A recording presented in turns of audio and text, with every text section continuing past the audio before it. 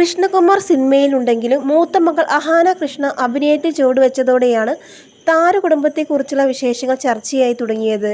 3 അനിയത്തിമാരുടെ ചേച്ചി എന്ന നിലയിൽ പക്വതയുള്ള ആളാണ് അഹാനയെന്ന് കൃഷ്ണകുമാറും ഭാര്യ സിന്ധുവും ഒരുപോലെ പറയുന്നുണ്ട്.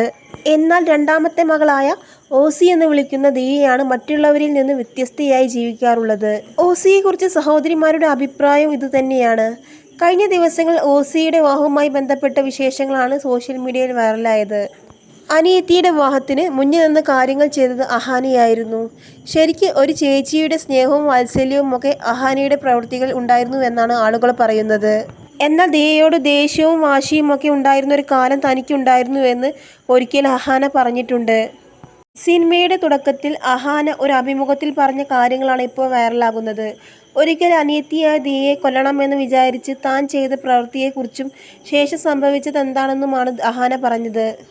അഹാന പറയുന്നത് ഇങ്ങനെ: ഇതെൻ്റെ രണ്ടാമത്തെ അനിയത്തി ദിയ. ദിയയെ ഞങ്ങൾ ഓസി എന്നാണ് വിളിക്കുന്നത്. ഈ ലോകത്ത് ഞാൻ ഏറ്റവും കൂടുതൽ തല്ലുകൂടിയിട്ടുള്ളത് ഓസിയുമായിട്ടാണ്. ഓസി ജനിച്ച് 7 ദിവസം ആയപ്പോൾ ചാവട്ടെ എന്ന് കരുതി പോപ്പിക്കുട എടുത്ത് തലക്കിട്ടൊരടി കൊടുത്തു. പക്ഷേ എൻ്റെ കഷ്ടകാലത്തിന് അവൾക്കൊന്നും പറ്റിയില്ല. പകരം അമ്മയുടെ കയ്യിൽ നിന്ന് 1 ഡസൻ അടി എനിക്ക് കിട്ടി. അതിലുപരി ഒന്നും സംഭവിച്ചില്ലെന്നു അഹാന പറയുന്നു. ഇനി തന്നെക്കുറിച്ച് പറയാൻ ദിയയോട് നടി ആവശ്യപ്പെട്ടു. ഓസി അഹാനയെക്കുറിച്ച് പറഞ്ഞത് ഇങ്ങനെയാണ്: അമ്മു നമ്മളെയൊക്കെ വെച്ച് നോക്കുമ്പോൾ ഒത്തിരി പക്വതയുള്ള ആളാണ്.